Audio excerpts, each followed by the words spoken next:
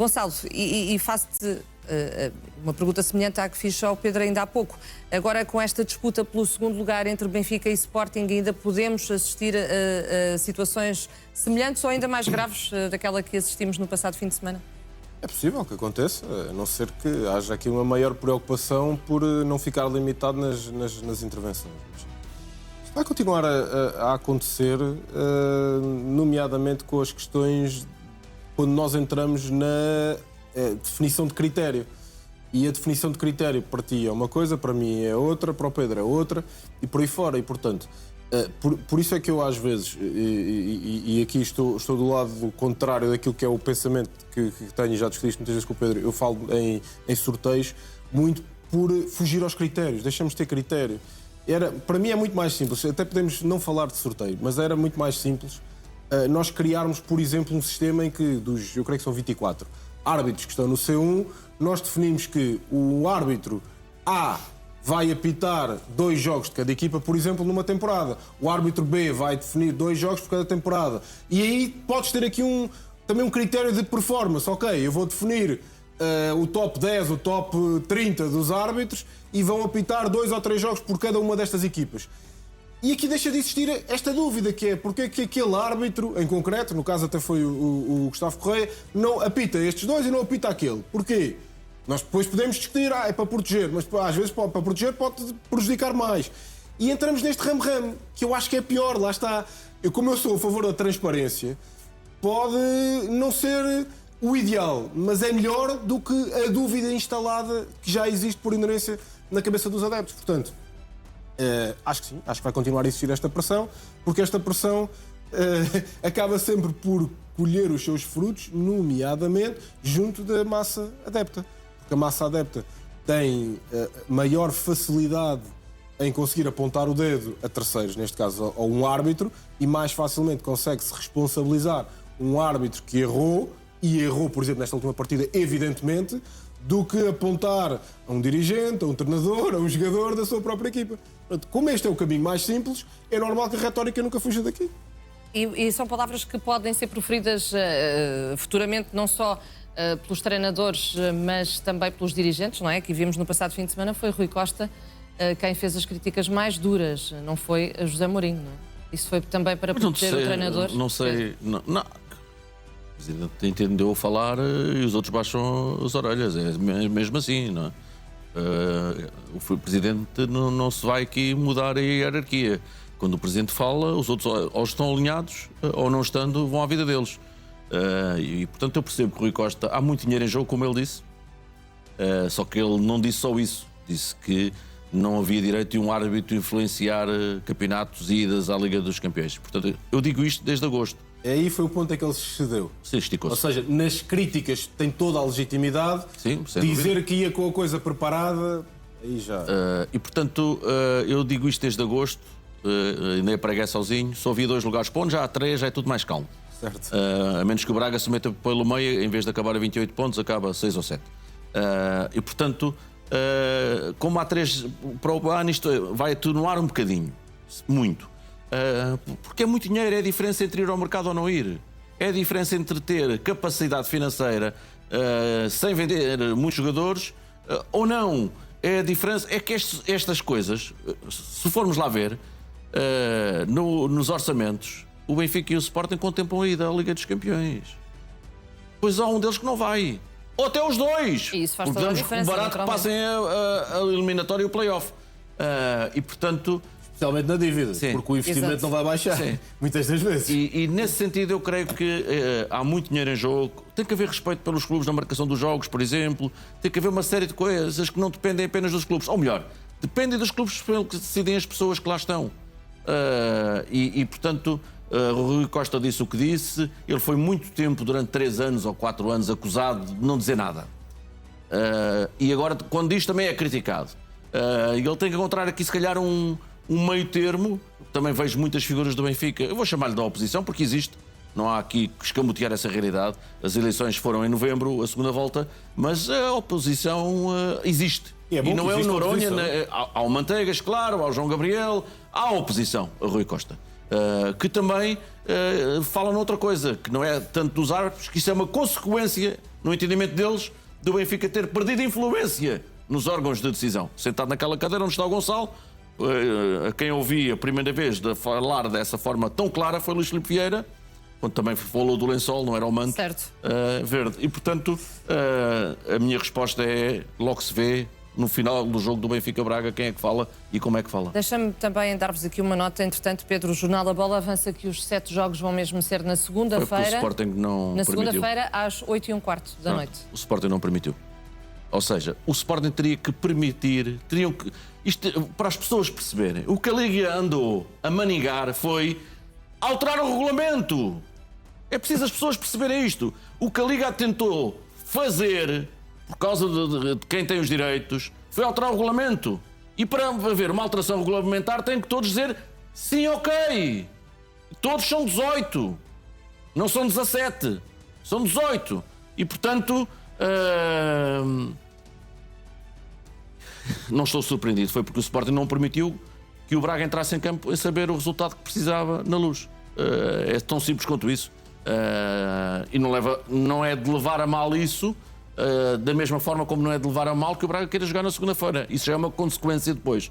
Ou seja, o Famalicão tem que jogar à mesma hora do Braga, porque o Famalicão ainda pode ir ao quarto lugar. Imagina que o Braga perde na Luz e o Famalicão ganha na Amadora, que até são os resultados se calhar mais prováveis. O Famalicão fica, creio que é 1 ponto, ou qualquer coisa parecida do Braga, 1 ou 2 pontos do Braga, e fica tudo adiado para a última jornada. E o quarto lugar não é a mesma coisa que ser quinto. Os dois vão à Europa, mas não é a mesma coisa. É entrar nas pré-eliminatórias ou não. Pontos. São 2 pontos, fica a 2. Pronto. Foi porque o Sporting se opôs a essa antecipação. Muito bem, olhamos agora também para uma notícia que, aliás, o Pedro avançou. 30 milhões de euros é o preço de partida que o Braga vai pedir ao Benfica para a transferência de Rodrigo Salazar. São novas informações sobre aquele que é o grande alvo do Benfica para este mercado de verão. A notícia do interesse do Benfica foi avançada em primeira mão pelo Record. Depois, aqui no Now, o Pedro Sousa revelou que o presidente do Braga, António Salvador, coloca a fasquia nos tais 30 milhões de euros. Mesmo assim, o negócio pode vir a fazer-se por um valor mais baixo. O Pedro Sousa, diretor executivo da Correio da Manhã Rádio, acrescentou também que, por outro lado, o Sporting já fez uma abordagem por Salazar. O internacional uruguaio de 26 anos é desejado para o reforço do plantel do Benfica. Pedro, e aqui entre os dois, não é? Já sabemos do interesse do Benfica, agora sabe-se também do interesse do Sporting. Algum deles achas que vai chegar aqui aos 30 milhões? Primeiro, adoro estas coisas da inteligência artificial que fazem de nós uns... Olha... Está ótimo. Vamos lá ver, o Sporting perguntou por Salazar há 1 ano e soube que era 30 milhões. Perguntaram alguns, mas ele tinha vendido por 20 em janeiro de 2025 e depois bateu na trave por causa das sanções à Rússia. Sim, mas daí para cá ele tem mais 1 ano, é verdade, e tem menos 1 ano de contrato. Que estas coisas, daí para cá ele tem mais 1 ano e menos 1 ano de contrato. Ele termina em 28, daqui a 2 anos. Portanto, o Braga o vende agora, acho eu, até pela idade, vai fazer 27 no verão. E o preço subiu, porquê? Subiu porque ele jogou melhor e conquistou essa capacidade de ser um jogador que não pode ser discutido para a Liga Portuguesa. E o Braga também está a pensar que, e eu posso assegurar isso, que não é só o Benfica que está interessado. Há clubes no estrangeiro que estão interessados e que podem pagar. Ou lá muito perto dos 30. Se eu acho que vai ser fechado por 30, não. Se eu acho que pode ser um valor mais bónus, sim. Agora, será sempre um jogador caro. Porque, quer dizer, o Braga olha para... Já o Braga vender... Vai chegar o dia que o Braga vai deixar de vender ao Benfica, ao Sporting e ao Porto. Calma, vai chegar esse dia. Porque o Vitinha já foi para o Marselha, o David Carmo foi para o Porto, é verdade. Mas houve muitos jogadores a sair do Braga diretamente para o estrangeiro. O Roger foi para a Arábia Saudita por 30 e tal milhões de euros. E, portanto, eu acho que o Benfica... Acho não, o Benfica quer o Salazar. O Benfica vai fazer proposta concreta por Salazar. Como eu disse ontem, não me cheira bem que em semana de Benfica-Braga se fale tanto do Salazar. Houve tantas semanas para se falar do Salazar e do interesse do Benfica. E nesse sentido eu creio que o Benfica não estará sozinho na corrida. Agora, tem um aliado grande. É o empresário do jogador. Juanma Lopes dá-se bem com o Rui Costa. Já ontem aqui dissemos. E voltamos a reiterar, ele trocou a Stellar Group pela Niagara, a Niagara é de Juanma Lopes. e ele dá-se bem com o Rui Costa. Esse acho que pode ser um ponto a favor. Agora, o António Salvador é um excelente, extraordinário negociador e, portanto, creio que olhar para Salazar é dar como adquirido. Provavelmente ele vai sair no final de temporada. Um bocadinho como o Morton Newman no Sporting. Cada um à sua dimensão. Agora, se vai para o Benfica, é provável que vá. Se o Mourinho gosta do Salazar, pudera. Todos gostamos, não é? Ontem a pergunta belíssima do Pedro Neves Sousa ao Rui Borges. Críticas porque não é deste campeonato. Não, o Salazar é deste campeonato. O Sporting precisa do Salazar segunda-feira. Vê lá tu bem. A ironia disto. Do melhor Salazar na segunda-feira. E, portanto, como ele disse, há vários jogadores e não disse que Rui Borges disse que apreciava muito as qualidades dele e que havia mais jogadores. É um dos melhores jogadores que não estão nos grandes na Liga Portuguesa. Há 3 ou 4 que eu acho que jogariam de caras nos grandes. Gonçalo, vimos ali a tal imagem que o Pedro elogiou, José Mourinho a sonhar acordado com os Salazar. É um sonho que pode não se concretizar, tendo em conta também interesses não só do Sporting, mas externos? Os treinadores podem sonhar. Não, o Sporting não vai a jogo por 30 milhões. Não, os treinadores podem sonhar e têm a legitimidade de querer algum perfil de jogador que lhes interesse mais. O problema é perceber se o interesse do treinador joga, faz match com aquele que é a gestão desportiva do clube. Essa é a minha questão. Vamos a factos. Custou 6 milhões de euros o Salazar ao Braga. Não veio de um clube desconhecido, veio do Schalke. 6 milhões de euros. Quem tem mais capacidade para pagar um departamento de scouting, quem tem mais mão de obra, quem tem, teoricamente, os melhores profissionais, são os grandes. Ora, eu tenho que ser intelectualmente honesto. Não podem, no Schalke, e creio que o Schalke estava na segunda divisão. Não podem chegar a todos, não vão acertar em todos, disso, mas... Isso é impossível, e, portanto, eu não estou a dizer isto. Agora, o que eu estou a dizer é, há aqui um padrão, isto já aconteceu muitas vezes. Por exemplo, aconteceu com o Rafa, não desta última venda, não é? Porque ele não veio, neste caso, do Braga, mas o Benfica contratou ao Sporting Braga um Rafa, por exemplo. Aconteceu com o Bruma, 6 milhões e meio. Quantos jogos é que o Bruma fez pelo Benfica em 2 temporadas? Portanto, eu recordo-me talvez o Paulinho para o Sporting, teve impacto no QB, também já foi carote, e talvez no Porto o David Carmo, que estava também ali a ser... Há muitos, o Rafa foi o primeiro grande negócio do Braga. 16, não é? 16 milhões, talvez. Ou seja, onde é que eu quero chegar com isto? Faz sentido pontualmente ir buscar um jogador? Faz. A questão é que o Braga já está num outro patamar. Se nós tivéssemos aquele histórico que existe, por exemplo, na Premier League, que é, ok, eu estou no Chelsea, tu estás no City, tu estás... Vamos trocar um jogador, vamos trocar jogadores. Se existisse, fazia sentido esta lógica. Fazia sentido. Porque já tinhas outra capacidade, outro músculo, para, ok, olha, eu tenho aqui 2 que se calhar interessam-te, eu tenho aqui este, vamos acertar, se calhar só pago 2 ou 3 ou 4 milhões, toma lá 2, dá-me cá este. Eu estou a dar um exemplo. Como é óbvio, ao Braga não interessa isso. Ao Braga interessa vender...